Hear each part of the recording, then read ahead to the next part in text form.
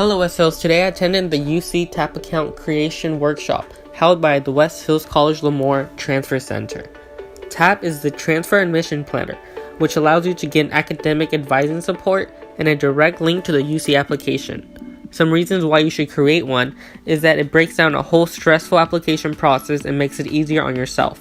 Helps track your academic progress and prevents you from any confusion, like what classes you should take. You can apply at www.universityofcalifornia.edu, or for help, come see the West Hills College Transfer Counselor. You can apply for TAP at any time. Then from September 1st to the 31st, you can apply for TAG.